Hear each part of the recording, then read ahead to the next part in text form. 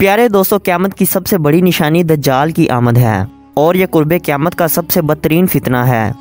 حدیث مبارکہ کی روشنی میں دجال اس دنیا کا سب سے طاقتور انسان ہوگا۔ اس کے سامنے کسی کا کوئی بس نہیں چلے گا۔ دجال یہودیوں کے بنائے ہوئے سارے سسٹم کو سپورٹ کرے گا۔ دجال کا نزول جدید ٹیکنالوجی کے دور میں ہوگا اور وہ ٹیکنالوجی کے ذریعے لوگوں کو ایسے معجزات کر کے دکھائے گا کہ کمزور ایمان والے لوگ اسے خدا مان کر اس پر ایمان لے آئیں گے۔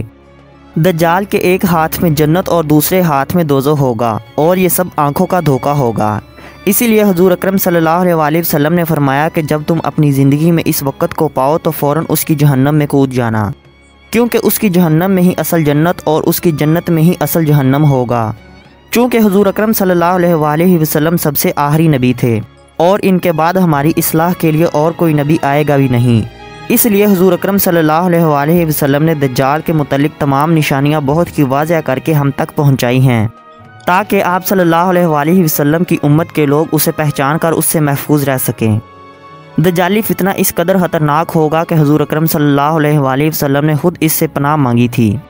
دجال کے بارے میں بہت سی نشانیاں ہم پہلے سے ہی جانتے ہیں، مثلا ایک آنکھ سے کانا ہونا، گھنگریالے بال، پیشانی پر کافر لکھا ہونا، گندمی رنگ اور یہودی نسل سے ہونا۔ لیکن سوال یہ پیدا ہوتا ہے کہ دجال آخر ہے کہاں؟ کیونکہ حضور اکرم صلی اللہ علیہ وسلم نے دجال کی قید کی نشاندہی بھی کر دی تھی کہ وہ کہاں پر موجود ہے اور کب آئے گا۔ اگر حضور اکرم صلی اللہ علیہ وسلم کی تعلیمات کو سامنے رکھتے ہوئے ہم دجال کی لوکیشن کا اندازہ لگائیں تو ہمارے رونگٹے کھڑے ہو جاتے ہیں۔ لیکن دجال کی لوکیشن کے بارے میں بات کرنے سے پہلے ایک صحابی جن کا نام حضرت تمیم داری تھا، ان کی دجال سے ملاقات کا احوال بیان کرنا بہت ہی ضروری ہے۔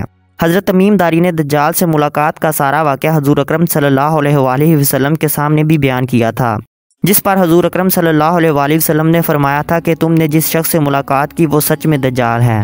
یہ صحیح مسلم کی ایک حدیث ہے کہ جس کا مفہوم یہ ہے کہ حضور اکرم صلی اللہ علیہ وسلم کے ایک صحابی جن کا نام حضرت تمیم داری تھا، وہ پہلے عیسائی تھے۔ جب وہ حضور اکرم صلی اللہ علیہ وسلم کے سامنے اسلام قبول کرنے کے لیے پیش ہوئے تو انہوں نے اپنے ایک سمندری سفر کا احوال حضور اکرم صلی اللہ علیہ وسلم کے سامنے پیش کیا۔ حضرت فاطمہ بنت قیس رضی اللہ تعالیٰ عنہا سے روایت ہے کہ ایک دن حضور اکرم صلی اللہ علیہ وسلم نے نماز کے بعد تمام صحابہ کو مسجد میں ہی بیٹھے رہنے کا حکم دیا۔ وہ عورتوں کی سب سے پہلی صف میں موجود تھی۔ حضور اکرم صلی اللہ علیہ وسلم نے تمام صحابہ سے فرمایا کہ آج میں نے تمہیں نہ تو کوئی اللہ تعالیٰ کا پیغام سنانے کے لیے بلایا ہے اور نہ ہی کوئی نصیحت کرنے کے لیے، بلکہ وہ بتانے کے لیے بلایا ہے جو آج تمیم داری نے مجھ سے اسلام قبول کرنے کے بعد بتایا۔ وہ کہتے ہیں کہ میں اپنی جوانی کے دنوں میں اپنے 30 لوگوں کے ساتھ عرب کے مشرق کے اندر اپنے سمندری سفر پر تھا اور اچانک سمندر میں ایک طوفان آ گیا، ہماری کشتی ہچکولے کھانے لگ گئی۔ وہ کہتے ہیں کہ طوفان اس قدر شدید تھا کہ تقریباً 1 ماہ تک ہمیں کچھ بھی معلوم نہ تھا کہ ہم کہاں پر موجود ہیں اور کس طرف جا رہے ہیں۔ اس کے بعد ہم لوگ اپنی چھوٹی چھوٹی کشتیاں لے کر نکل پڑے تاکہ آس پاس کوئی جزیرہ تلاش کیا جا سکے۔ کچھ دیر بعد ہمیں ایک جزیرہ نظر آیا، ہم لوگ اس جزیرے پر پہنچ گئے۔ ہم نے وہاں ایک عجیب سے جانور کو اپنے سامنے کھڑے دیکھا اور اس کا جسم مکمل طور پر بالوں سے بھرا ہوا تھا۔ ہم لوگ اسے دیکھ کر بہت ہی ڈر گئے تھے کہ آخر یہ کیا چیز ہے۔ وہ انسانوں کی طرح باتیں بھی کر سکتی تھی۔ ہمارے پوچھنے پر اس نے اپنا نام جساسہ بتایا۔ ہم نے اس سے اور کچھ پوچھنے کی کوشش کی جس پر اس نے کہا کہ ان سب باتوں کو چھوڑو اور میرے ساتھ چلو، وہاں مندر میں ایک شخص بہت ہی شدت سے تمہارا انتظار کر رہا ہے۔ اب یہاں اس مندر والے واقعے کو اچھی طرح ذہن نشین کر لیں۔ تمیم دار کہتے ہیں کہ ہم لوگ اس کے پیچھے پیچھے چلتے ہوئے اس مندر میں داخل ہو گئے اور اس مندر کے اندر ہم نے ایک بہت بڑے شخص کو زنجیروں میں بندھے ہوئے دیکھا۔ اس سے قبل اس جسامت کا شخص ہم نے پہلے کبھی نہیں دیکھا تھا۔ اس کے ہاتھ اس کی گردن کے ساتھ بندھے ہوئے تھے۔ اس نے ہم سے چند سوال پوچھے۔ اس نے پوچھا کہ مجھے تبریا کی جھیل کے بارے میں بتاؤ، کیا ابھی بھی اس میں پانی موجود ہے؟ ہم نے کہا کہ ہاں، اس میں ابھی بھی پانی موجود ہے۔ اس پر اس شخص نے کہا کہ بہت جلد وہ پانی خشک ہو جائے گا۔ پھر اس نے ہم سے پوچھا کہ مجھے بسان کی کھجوروں کے بارے میں بتاؤ، کیا ابھی بھی وہاں پر پھل لگتے ہیں؟ تو ہم نے کہا کہ ہاں، آج بھی وہاں پر پھل لگتے ہیں۔ اس پر اس نے کہا کہ بہت جلد ان پر پھل لگنا بھی بند ہو جائے گا۔ پھر ہم سے گولن کی پہاڑیوں کے متعلق پوچھنے لگا۔ سب سے آخر میں اس نے ہم سے آخری نبی کے بارے میں دریافت کیا، تو ہم نے کہا کہ وہ مکہ چھوڑ کر مدینہ میں آباد ہو گئے ہیں۔ یہ سن کر وہ حیران ہو گیا، کیا واقعہ ہی یہ سب کچھ ہو چکا ہے؟ پھر اس نے ہمیں بتایا کہ میں دجال ہوں اور ان سب نشانیوں کے مکمل ہوتے ہی مجھے یہاں سے رہا کر دیا جائے گا۔ یہاں سے رہا ہوتے ہی میں پوری دنیا پہ راج کروں گا۔ سوائے مکہ اور مدینہ کے وہاں پر میرا داخلہ ممنوع ہوگا۔ اس پر حضور اکرم صلی اللہ علیہ وآلہ وسلم نے فرمایا کہ دیکھو میں تمہیں نہیں کہا کرتا تھا کہ دجال نہ شام کے سمندر میں ہے اور نہ ہی یمن کے سمندر میں ہے۔ حضور اکرم صلی اللہ علیہ وآلہ وسلم نے اپنے ہاتھ مبارک سے مشرق کی طرف اشارہ کرتے ہوئے 3 مرتبہ فرمایا کہ دجال مشرق میں ہے۔ حضور اکرم صلی اللہ علیہ وآلہ وسلم نے مدینہ میں بیٹھ کر مشرق کی طرف اشارہ کیا تھا، مطلب کہ دجال مدینہ کے مشرق کی طرف کسی ویران جزیرے پر موجود ہے۔ مدینہ کے ساتھ مشہور عربین سی موجود ہے جہاں سے تمیم داری کے جہاز کا سفر شروع ہوا تھا۔ عربین سی میں 4 اہم جزیرے ہیں، انڈیا میں لکشدویپ آئی لینڈ، عمان میں مسیرہ آئی لینڈ، یمن میں سکوٹرا آئی لینڈ اور سب سے آخر میں استولا آئی لینڈ جو کہ پاکستان میں موجود ہے۔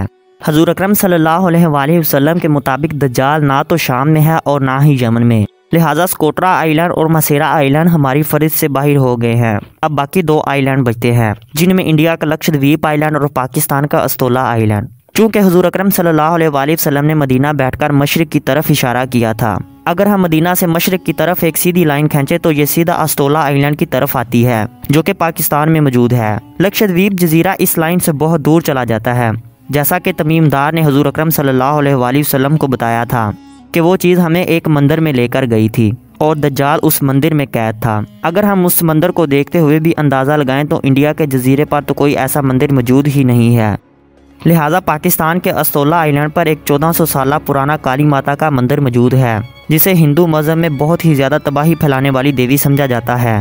اگر دیکھا جائے تو کالی ماتا سے ہمارے ذہن میں جساسہ کا خیال آتا ہے۔ اب دجال کے پوچھے گئے سوال جن میں بسان کی کھجوریں، گولان کی پہاڑیاں، تبریا کی جھیل، یہ سب نشانیاں تقریباً پوری ہو چکی ہیں اور شاید دجال اب وہاں سے رہا بھی ہو چکا ہے، لیکن ابھی تک دنیا کے سامنے ظاہر نہیں ہوا ہے۔ دجال کی نشانیاں کیسے پوری ہو رہی ہیں؟ بسان اپنی کھجوروں کے باغات کے لیے انتہائی مشہور تھا اور آج بھی ہے، لیکن بسان کا کچھ حصہ اس وقت اردن کے پاس ہے، مگر اس علاقے میں موجود کھجوروں کے باغات بالکل ختم ہو چکے ہیں، جیسے کہ دجال نے تمیم دار کو بتایا تھا۔ دجال کا دوسرا سوال تبریا کی جھیل کے متعلق تھا جو کہ اس وقت اسرائیل میں موجود ہے اور یہودیوں کے قبضے میں ہے، اور اس کا پانی 100 سال کی تاریخ میں بہت ہی کم ترین سطح پر پہنچ چکا ہے۔ اس جھیل کا پانی گولان کے سب سے بڑے پہاڑ یعنی جبل الشیخ سے آتا ہے۔ یہ جھیل آہستہ آہستہ بالکل خشک ہو رہی ہے اور دجال کی یہ بات بھی پوری ہو رہی ہے۔ دجال کا ظہور تیسری عالمی جنگ کے بعد ہوگا جس میں امام مہدی مسلمانوں کی قیادت کریں گے، اور اس کے بعد دجال کا ظہور ہوگا اور اسے قتل کرنے کے لیے حضرت عیسیٰ علیہ السلام زمین پر تشریف لائیں گے۔ حق و باطل کی ایک جنگ کا ذکر تو حدیث مبارکہ کے اندر بھی ہوا ہے، اور اس جنگ کا اصل میدان بائبل میں گولان کے پہاڑی علاقے کو ہی بتایا جاتا ہے جس پر اسرائیل کا مکمل قبضہ ہے۔ یہودیوں نے تو اس جنگ کی تیاری شروع بھی کر دی ہے، اب وہ صرف اپنے مسیحا دجال کا ہی انتظار کر رہے ہیں جس کے ذریعے وہ پوری دنیا پر راج کریں گے۔ آج پوری دنیا کے کافر ہم مسلمانوں کے خلاف ایک عالمی جنگ کے لیے متحد ہو رہے ہیں، لیکن ہم لوگ آج بھی غفلت میں مبتلا ہیں۔ دجال 40 دن تک اس دنیا پر حکومت کرے گا اور اپنی خدائی کا دعویٰ کرے گا۔ اس کا پہلا دن 1 سال کے برابر ہوگا، دوسرا دن 1 ماہ، تیسرا دن 1 ہفتے اور باقی دن عام دنوں کی طرح ہوں گے۔ اس کے بعد حضرت عیسیٰ علیہ السلام اسے قتل کر کے ایک کنویں میں پھینک دیں گے اور دنیا پر امن اور سکون ہو جائے گا، لیکن اس کے شر سے ہمیں صرف ایک چیز ہی بچا سکتی ہے اور وہ ہے سورہ کہف کی تلاوت۔ تو اس لیے جتنا بھی ہو سکے سورہ کہف کی تلاوت کو اپنی روٹین بنا لیں۔ تمام نشانیوں کو دیکھتے ہوئے لگتا ہے کہ دجال کا ظہور عنقریب ہونے ہی والا ہے۔ اللہ تعالی ہم سب کو اپنے حفظ و ایمان میں رکھے، آمین۔